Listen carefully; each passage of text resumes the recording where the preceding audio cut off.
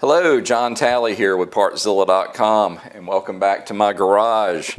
Well, the coronavirus is almost over, so we think, and we're actually starting to go back into the studio. So this will probably be the last time we actually broadcast from here, but guess what? We're going to still continue to do the Friday 3 o'clock live session going forward.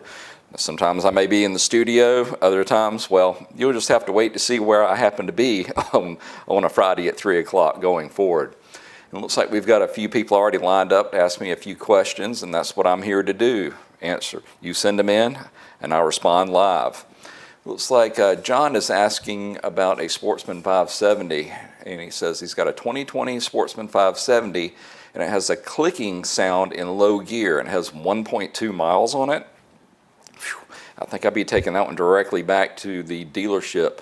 But typically when you hear a clicking sound, especially at a lower speed like that, it's going to end up being one of your CV joints or one of your CV axles. When those aren't either manufactured correctly or they're worn out, which there's no way yours could be worn out at 1.2 miles, that's typically what you're going to hear, that click, click, click, click. If it is in the same momentum as the rotation of the tires, it's going to be one of those CV axles that has a defect on it. So go ahead and take it up there, and they should warranty that without a problem. All right, let's see what else we've got today. All right, this is going back to our Raptor 700 build, and interesting way to spell volcano. Hi, mate. I guess he's from Australia. I am going to be rebuilding a Raptor 700 engine soon for a mate. I was wondering, do you need a bearing press like you used, or can you use a bearing driver like was used for the wheel bearings? Thanks. The best way to get the main bearings in, especially the cranks, is to freeze the bearings and then heat up the engine cases. And if you do that with enough of a differential in between a frozen bearing and a case at roughly 200 degrees, you can drop them straight in. However, you'll notice if you watch that video, I had one go in a little bit cockeyed, and I ended up having to press it in. Now, can you use just a regular hammer and a bearing driver to knock it in place? Yes, but be very careful doing that. And you'll also notice that I didn't press against the case with the case on the metal. What I did is I actually had a piece of wood on the back side of where the bearing was, because if you do not do that, it's going to stress the case way too much, and you'll end up cracking it, and guess what? Ordering another one from us. And I don't think you want that to happen. So best advice, get it heated up to a little over 200 degrees. If you've got an oven nearby that your wife won't get upset about, then freeze the bearing, pop, it should just drop right in. And looks like they've already answered. They gave you the YouTube video to where you can go watch that. The Real Deal is asking me, my check engine light is blinking 12 times after I put my big gun exhaust and the power commander on my YFZ450R. 12 times. The Real Deal, I'm not going to know that one off the top of my head, but we're going to mark that one down. I'll look into the manual and see what the blinking status is for that particular error code. So we will find out the answer and get back in touch with you.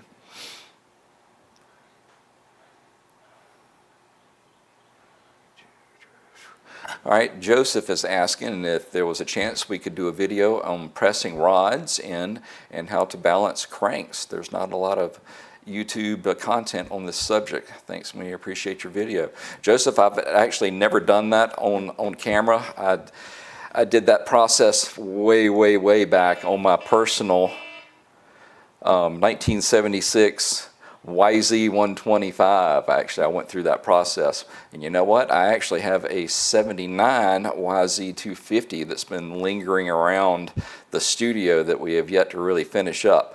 So I think this may be a good one for me to show you how to do that. Let me speak to our director, the woman in charge out in California, you know who you are, and we'll see if she'll let me do that process on camera, and we'll get that video published. So what else do we have going on today?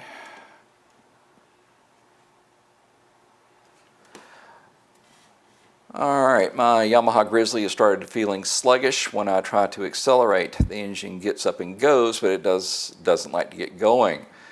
Is this the belt? Well, I think you just nailed it. More than likely it is the belt. And if it's sluggish like that because you've been in water lately, then chances are it has brought water into the CVT system, and it doesn't like dealing with that. So I'm not sure if the Yamaha has a drain on it, but the best way to get this really dried out and to see what's going on, go ahead and pull that outer cover and take a look inside. I think you're going to find that she probably has a bunch of water in there. Now, in the off chance you've got that many miles, it may be time for a new belt. So there's actually a width that those belts that are supposed to be, there's a tolerance in there. And if you would reference our 700 video, I think we actually mentioned what the width should be on that particular belt. And actually that should line up with what you're having to work on your machine. So reference that video and I can walk you through how those CVT clutches should work and how to diagnose them and get the most out of them. All right, somebody's asking if I'm running just a couple of accessories on my ATV, do I really need to add a second battery? Well, it depends on what those accessories are. If it's a pretty high draw sound system or some non-LED type lights, the chances are you probably are. If you have access to a volt ohm and an amperage meter, you may want to take a reading. I mean, if it is anywhere north of maybe 3 or 4 or 5 amps, then you may want to consider adding a second battery, especially if it's a sound system and you may want to play it without the unit running the entire time. That second battery, as long as it's isolated, you could run it until that battery is dead, and guess what? She'll start right back up with the regular, what I call the engine battery. So you've got the house battery, and then that does your sound system, and then the engine battery, which is separated from it so it doesn't lose power, and it'll still start your machine when you're ready to head back.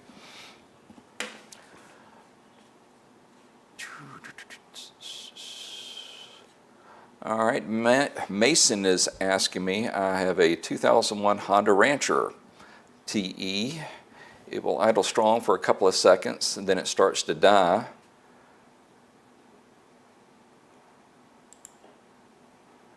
I replaced all the plates and the parts in the carburetor and it still does it. I bought a new one and it solved the problem. But what would have caused it to do that even after I replaced all the jets and parts? Well, what you're describing to me is the carburetor is actually getting starved for either air or fuel, and you've replaced all the jets, so that tells me that the fuel's not the problem. But there's a couple of different vents on different carburetors, and if they don't have air behind them, if they're stopped up, then they can't actually draw up the fuel to actually go into the engine. I've seen that happen several times, either by you've got a vent tube that is blocked, or you may have a check valve in your fuel tank that would actually make the tank act as a vacuum. As the fuel starts to drain down, then it starts to run bad and then actually cut off. You'd shut it off, wait a little while, it's able to equalize, and then you can ride for a few more miles. But it's just a vicious cycle that repeats over and over again. So I would say to have checked your vents on the carburetor itself to see if they were stopped up somewhere. Those little dirt daubers are devious at best, especially here in southwest Georgia, so that may be what's happening to your machine.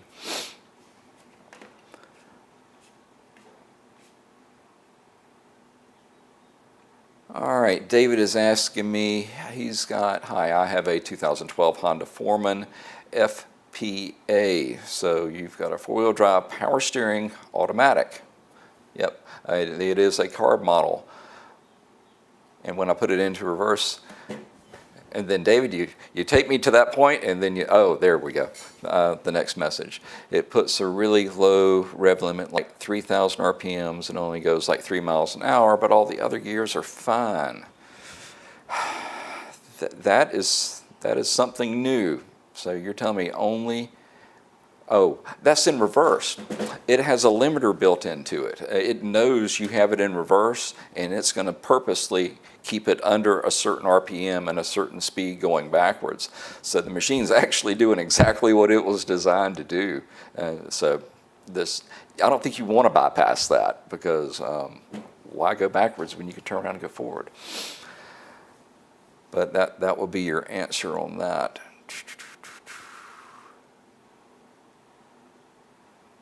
Okay, Ken's asking me a pretty technical question that we're going to make note of. How do you preload the bearings on a 2009 Grizzly 700 rear differential, and what is the torque value of the bearing preload and or torque value of the nut? I'm a pretty good encyclopedia, but you just exceeded what I can pull up. But I'll tell you what, we'll do a little research, I'll find out those answers, and we will respond directly back to you, Ken. And if we don't, for some reason this week, I may lead off with the question in next week's live session. So tune back in. Either A, during the week we'll get it to you, or we'll answer it directly on next Friday. So what else do we have today, kids? All right, about to swap out the chain on my ATV. Is it worth to go with a linkless chain? Well, if it's a really high performance unit like our YFZ450R, you may want to consider it, because a linkless chain is absolutely the strongest chain that you can put on it.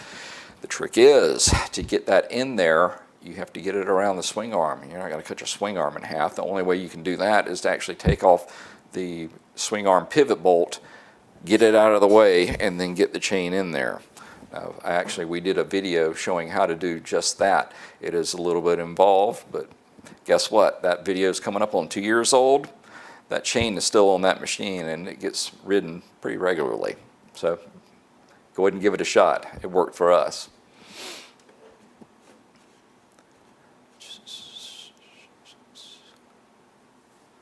All right, somebody has an 07 CBR 1000RR. When it gets hot after riding for about 20 minutes, the engine cuts off. Once it cools down again, it will start again.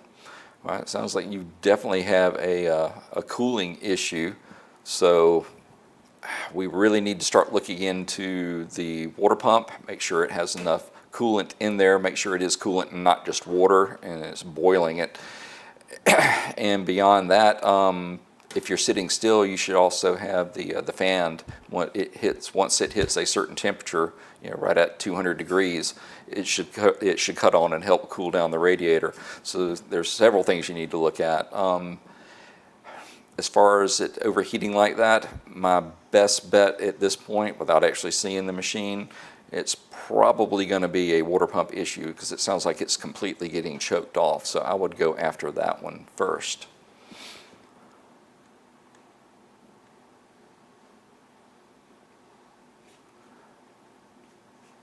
All right, guys, what else do we have heading this direction?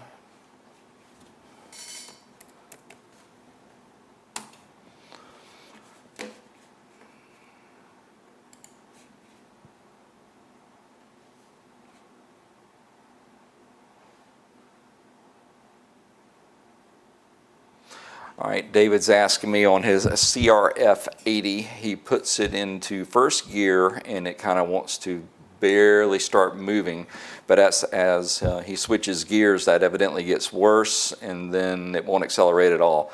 Well, sounds like, buddy, it's time to take a look at your clutch. But before you go tearing into the machine, make sure that your clutch is adjusted correctly.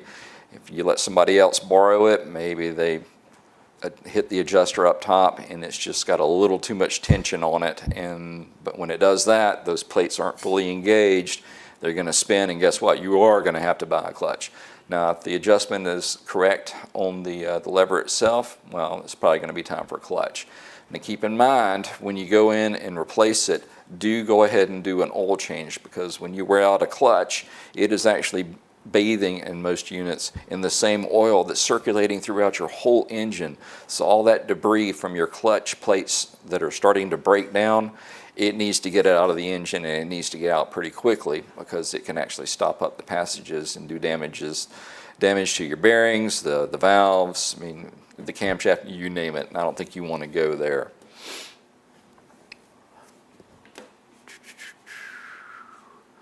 All right, Jay's asked me about a 2015 R6.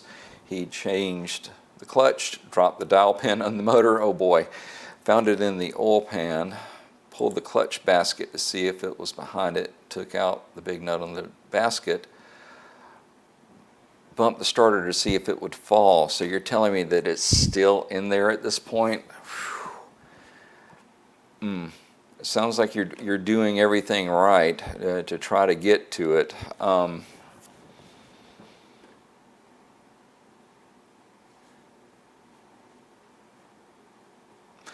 And if, oh, you did find it in the oil pan. Well, then I'm missing the point of the question then. As long as you found that dowel pin, you're good to go.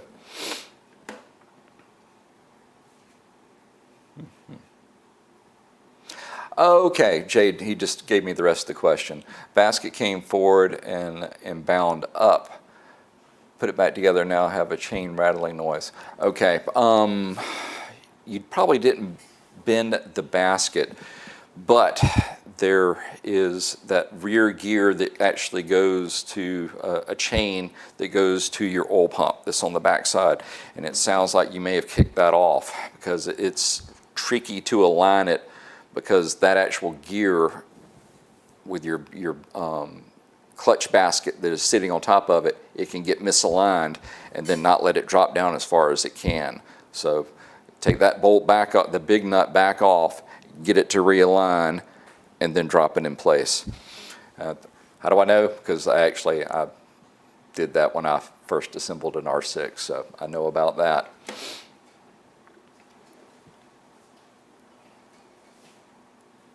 All right, Panic is asking me, hey John, I fixed the problem. I asked, thanks, but I need to ask something again, how to remove bolts that snap on the butterfly. Well, ask your question. We actually did a really short video of how to extract a sheared off bolt. It's actually on a BMW engine of all things. Can you use a bolt extractor? Yes, but be careful with those because the metal that they make those things out of, they're so brittle. I mean, they're really, really, really strong as far as, you know, they don't want to bend, but when they actually do give way, they snap and they shatter. And oh, good gosh, you don't want to have to go through the process to try to dig out a broken extraction bit on a bolt. It's a bit of a nightmare.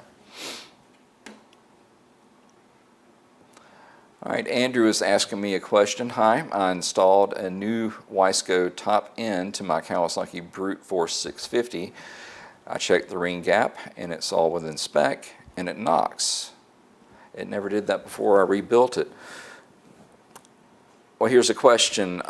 Did you go with a forged piston? Because chances are if it came from Wiseco, it's going to be forged. The forged pistons, they're much different than the cast in that they heat up slower, so it takes longer for them to get up to operating temperature. And when they first crank up, oh, it sounds like you've got something really going wrong in there. Actually, I have a set of Wiseco pistons in my track car. And when I start up that thing, it sounds horrible. But once she gets up to operating temp, sounds like a sewing machine. So that may be what you're hearing. And plus you just went through a rebuild, so you've got the mechanic's ear. You're like, oh my God, something's wrong here. When in fact, it's probably nothing except the forged pistons expanding and coming up to temp at their own rate, which is gonna be 3 to 4 times longer than a cast type piston of the same diameter.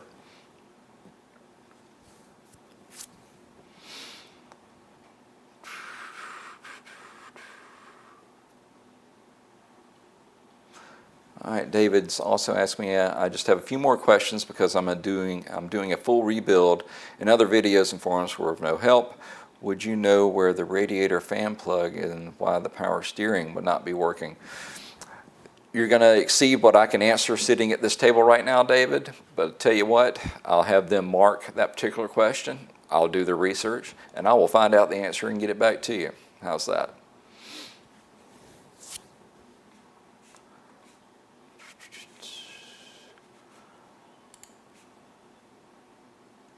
All right, guys.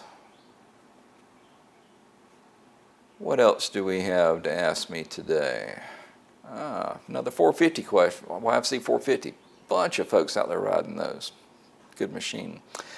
Alex is asking me, hello, I have a YFZ450, battery not charging, coil and rotor new, regulator new, battery new. Can you help me with information? Wow, it sounds like you've replaced every single piece of it except the wiring harness. So at this point, I think I would start doing continuity tests for each one of those if you have access to a schematic, because it sounds like you've got a broken wire somewhere, because I can't think of anything else that any other parts of the system, because it sounds like you've replaced them all except for the harness. So I would say take a peek at that. Wayne says he's got a 2002 Polaris. The shift knob has got a lot of play. Any recommendations? It really depends on which unit you're talking about, but if it's like the Polaris I've seen, there's like the main linkage, and then it's got 3 or 4 different connections inside, and when one part of that starts to wear, the other parts start to wear, and then it all starts to get more and more play in there. So is there really a quick fix? Hey, just replace this one bit of the linkage? No, you'll end up having to replace all of it till it starts to feel normal again. It's just a part of time, and using the machine a lot, things wear out, so it's time to go in and rebuild it.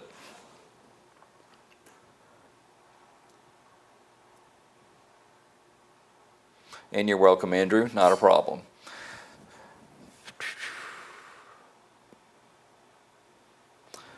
Ham is asking me, hello, I have a 07 CBR 600RR, and both of the fuel injection and headlamps are on when I go full throttle. And that's just temporarily, because most of the time your fuel injection lights, when something's going wrong, they come on and then they don't get shut back off by themselves. So that makes me wonder if there's something going on inside of your instrument cluster. And that I've never heard of that before, or seen that before. But hey, I'll poke around, ask some of the other mechanics, see what they think, see if anybody else has run up on it. We'll mark your question and see if we can help you out on that.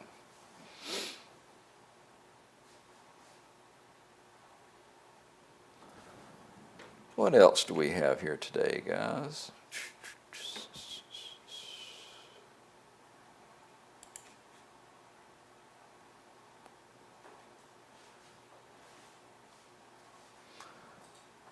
All right, Chris has a KLX110. He says he's cleaned the carburetor, he takes it out, ridden it for the weekend, let it sit up for a while. Well, my question is, how long did you let it sit up and now it doesn't want to idle?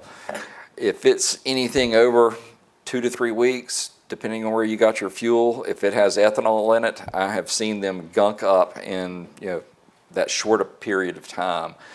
If you know you're not going to be riding your machine for a while and you do not have access to non-ethanol fuel, I would suggest when you're done riding, turn the fuel off and let it run until the carburetor bowl is empty, and then you should be good to go, because the carburetor has so many vents coming in and out of it, it's exposed to outside air, and that's going to make it, especially with the ethanol based, that'll make it phase separate and then gunk up, and go to the bottom of the float bowl and then stop up your carb. So that's what you're running into.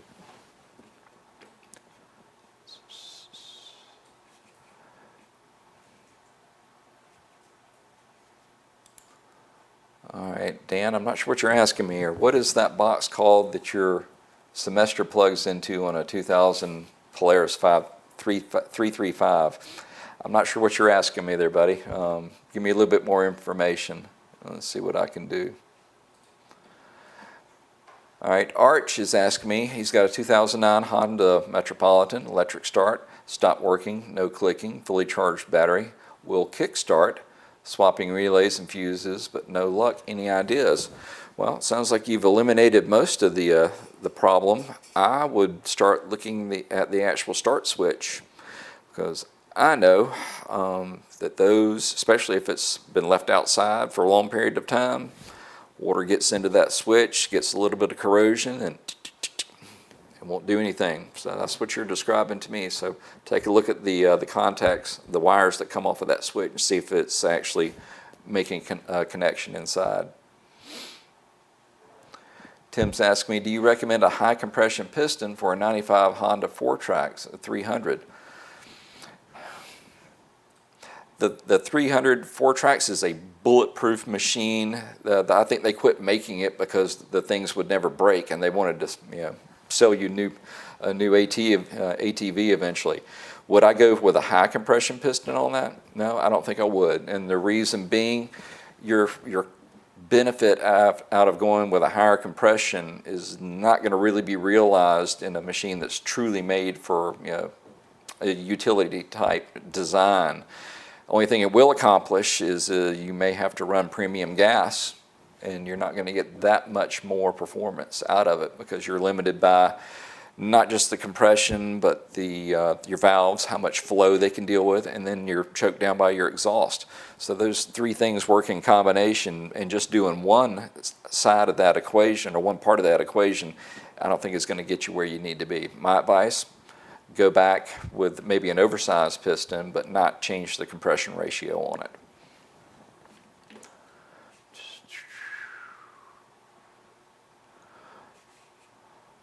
All right, guys, and just like that, 30 minutes whizzed by.